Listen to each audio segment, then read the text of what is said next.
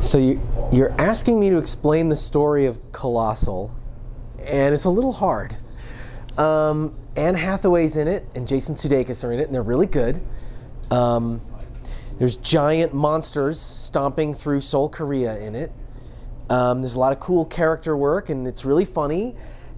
And I don't think I can explain it any better than that. It's really one of the weirdest movies I've ever seen, but it's really compelling storytelling, and it's got a lot of layers to it, and it's a lot smarter than the sort of genres that it's drawing from, you know? So I think it's a really cool movie, and I was thrilled to be able to write music for it. I've done a lot of what people call genre work over the last 10 or 12 years, where it's a genre that has certain expectations: science fiction, fantasy, horror, romance, pirates, super spies, superheroes. Like, all of those words come with musical expectations. And sometimes I play into those expectations, and other times I veer away from them, depending on what the project needs. The thing that makes Colossal weird is there's no expectations. There's not a genre. You don't quite know what to make of it.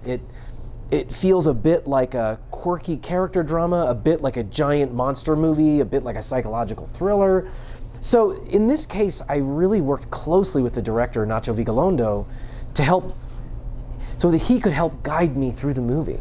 And he could help show me, he could sort of pull back the layers of the thematic onion. Is that a thing, thematic onion? Now it's a thing.